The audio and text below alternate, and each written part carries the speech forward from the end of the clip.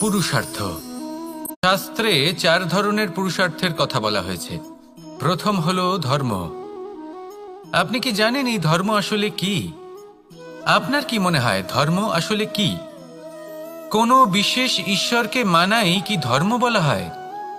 নাকি কোনো বিশেষ রীতি পালন করাই হলো ধর্ম? নাকি কোনো বিশেষ সাহিত্যকে সর্বশ্রেষ্ঠ মনে করাই হলো ধর্ম? না, ধর্ম হলো সেটা যাকে ধারণ করা যেতে পারে। আর ধারণ শুধু সেটাই করা যায় যা পবিত্র। পবিত্র শুধু তাকেই বলা হয় যা নিঃস্বার্থ, যার মধ্যে শাসন করার কোনো ইচ্ছে নেই, যা সরলভাবেই প্রবাহমান, জল এবং বায়ুর মতো। যখন কোনো ব্যক্তি ধর্মকে ধারণ করেন এবং সেই ধর্ম সেই ব্যক্তিকে রক্ষা করে, তখন তাকে ধর্ম বলা হয়। ধর্ম যা রক্ষা করে অহংকার থেকে, খারাপ চিন্তার হাত থেকে।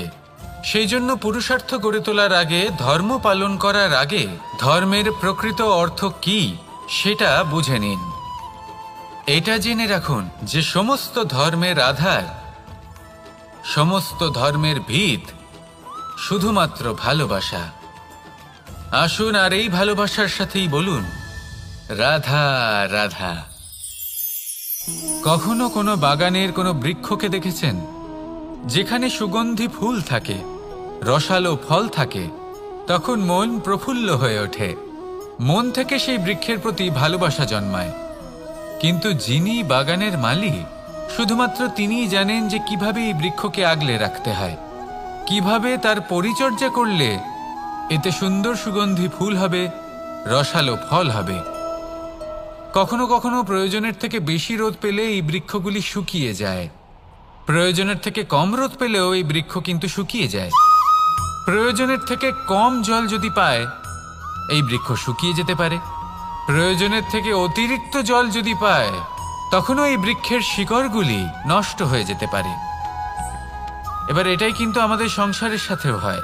আমাদের সংসারের সকল প্রতিভাশালী ব্যক্তি, যেমন লেখক, বিচারক, প্রবক্তা, যোদ্ধা, এদের সবার ক্ষেত্রে এই কথাটাই প্রযোজ্য। যদি বেশি প্রশংসা করা হয়, তাহলেও এরা হারিয়ে যাবেন। প্রয়োজনের থেকে বেশি যদি নিন্দা করা হয়, তখনও তারা নত হয়ে পড়বেন। তাহলে আপনি এদের রক্ষা করুন এবং নিজেদেরও। মনে রাখবেন একটা কথা, জেনে রাখুন কখন কোন নিন্দায় আপনি লজ্জিত হবেন না, আর কখন কোন প্রশংসার দ্বারা নিজের মধ্যে অহংবোধ জাগ্রত করবেন না। এই মন সুপ্রসন্ন হয়ে বলবে রাধা রাধা। এই সাগর কত বিশাল আকার, কখনো শান্ত কখনো উত্তাল,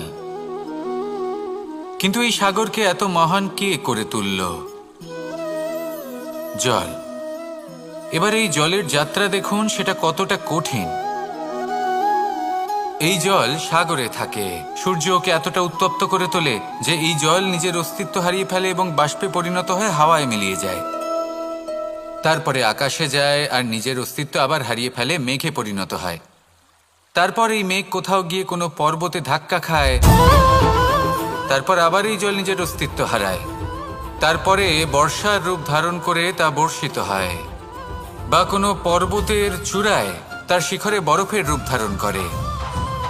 তারপরে এই বর্ষা মাটির দিকে নিজের যাত্রা শুরু করে। এবার মাটিতে ঝরে পড়া এই বর্ষা স্রোতের আকার ধারণ করে এবং আস্তে আস্তে বইতে থাকে।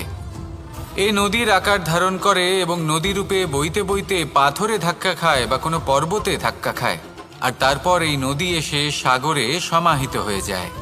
নদীর এই জল আবারও নিজের অস্তিত্ব হারিয়ে ফেলে, কিন্তু এইবার সেই জল নিজেই সাগরে পরিণত হয়।